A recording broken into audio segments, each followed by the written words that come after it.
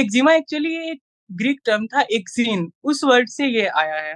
उसका मतलब होता है लाइक मतलब इफ्रेवेसेंस, जैसे खौलता हुआ पानी होता है, उस तरह का मतलब उस चीज़ से हम इसको रिलेट करते हैं। तो एक्जिमा में सबसे मेन चीज़ है कि इसको हम डायरेक्ट मतलब अगर डिफाइन करें तो यही होता है कि मतलब इन्फ्लेमेटरी कंडीशन है, जिसमें पेशेंट इचिंग लेके आता है।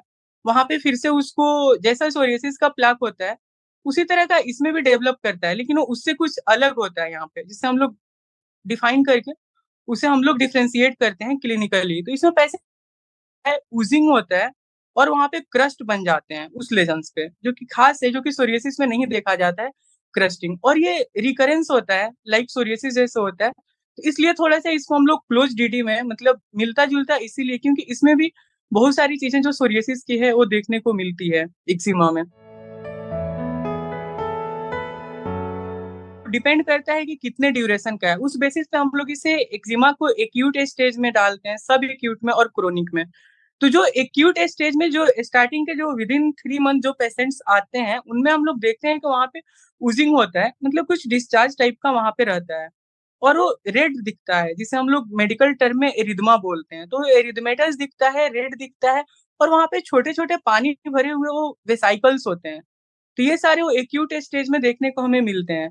फिर अगर वो 3 महीने के बाद में पेशेंट्स आता है, तो वो सब एक्यूट और क्रोनिक में भी हो सकता है। तो उसमें देखा गया है कि वहाँ पे अगर सब एक्यूट स्टेज में जब इडीमा रहता है, तो वहाँ पे ओ ए एक्जिमा रहता है, तो वहाँ पे इडीमा देखने को मिलता है और वो थोड़ा-सा प्लाक सोरियासिस जैसा हल्का आने लगता है, जिसे हम लोग उसमें स्केलिंग भी जैसे सोरियासिस में वो दिखता है, उसी तरह से यहाँ पे भी। और क्रोनिक स्टेज में उसे पेशेंट ईज़ कर के लाइकेनिफाइड कर देता है।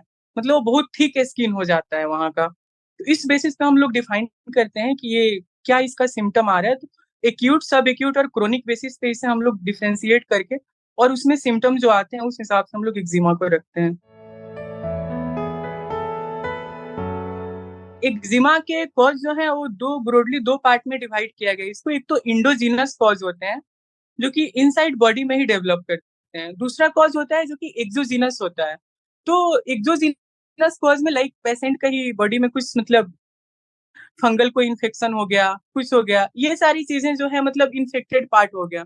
वो सब वो एक्सोजीनस कॉज़ में आ जाते हैं। फिर उसके बाद से जो एक्सोजीनस कॉज़ और एंडोजीनस 2 पार्ट में हम इसे डिवाइड करते हैं। तो जो एक्सोजीनस में होते हैं, जैसे बाहर से कोई उसको किसी पार्ट से लाइक कोई केमिकल्स है, उससे उसको एलर्जी है, ये भी हो सकता है। उसने कोई क्रीम लगाया, उससे भी उसको एलर्जी हो सकती है, वहाँ पे भी एक्जिमा डेवलप कर सकता है।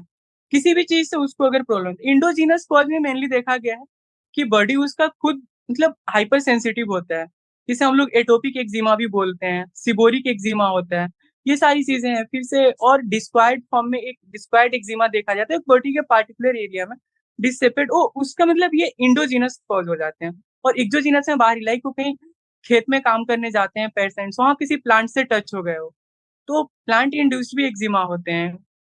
इस बेसिस पे हम इसे डिफाइन करते हैं। जैसे कि कोई अगर केमिकल वर्क करते हैं, जैसे परफ्यूम हो गया, ये सारी चीज़ में तो देखा गया है, उन सारे पेशेंट्स में ज़्यादा कोई सीमेंट फैक्ट्री में काम करने वाले पेशेंट्स हैं, मतलब लोग हैं, वहाँ पे मतलब देखा जाता है कि कॉमनली उन सब लोगों में हो गया। या फिर जैसे कि वही प्लांट्स कहीं खेती-बाड़ी करने वाले लोग हुए, तो जो ये सारे लोग हैं डस्ट में कहीं ज़्यादा लोग कहीं बाहर में ट्रैवलिंग करते हैं, अगर प्रोटेक्शंस नहीं है या फिर पेड़-पौधे के काम-वाम करते हैं लाइक वो जाके कहीं प्लांटेशन वाले लोग या खेती-बाड़ी करने वाले लोग हुए, इन सब में या फिर ठंडे के मौसम में कुछ पेशेंट्स होते हैं जो कि अब वो जो मैंने इंडोजीनस बताया, तो उनकी बॉडी वो थोड़ा हाइपर सेंसिटिव होती है, तो उनमें कोल्ड एंड फ्लू आएगा। उसमें भी एक्जिमा देखा गया है कि मतलब रिकरेंस होता है।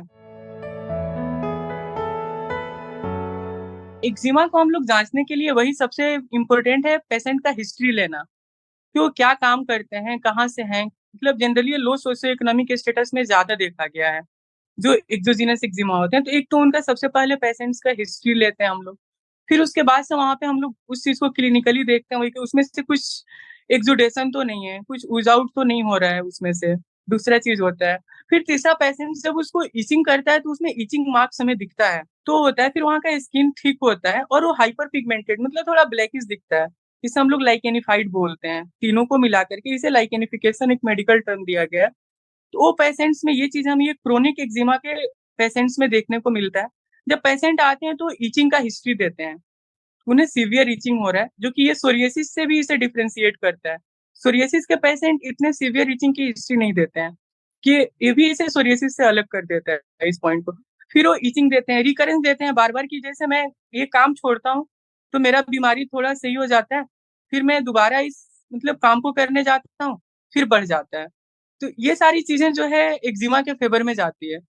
अब इसे हम लोग पहचानते हैं तो उसके ट्रीटमेंट लाइन के बेसिस पे सबसे पहले उनको काउंसल करते हैं कि आपको जिस चीज़ से ये वजह से है, उसे आप सबसे पहले दूर करें। तो इसमें हम लोग पेशेंट को वहाँ पे फिर वो टॉपिकल कॉर्टिकोस्टेरॉइड मेनस्टे ऑफ ट्रीटमेंट है इसका, वो हम लोग यूज़ करते हैं। अगर वो बता रहा है कि वो कंप्लीटली उसका अभी एक्जिमा बढ़ ही रहा है, तो स्टेरॉइड स्पेयरिंग एजेंट भी कुछ हैं, जिसे हम टॉपिकल कैल्सिन्यूरिन इन्हिबिटर बोलते हैं। उसे हम लोग उसे अप्लाई करवाते हैं। पर सबसे बड़ी चीज़ है इसमें कि पेशेंट्स का जो स्किन बैरियर है, वो डैमेज हो जाता है। तो हमें स्किन बैरियर को रिपेयर करना फर्स्ट एम होता है कि हम उसे उसके लिए हम लोग पेशेंट को इमोलिएंट देते हैं, लाइक मॉइस्चराइज़र हो गया। ये सारी चीज़ सबसे मतलब ज़रूरी होता है जिससे हम लोग पेशेंट को काउंसल करते हैं कि आपको इसे यूज़ करना है।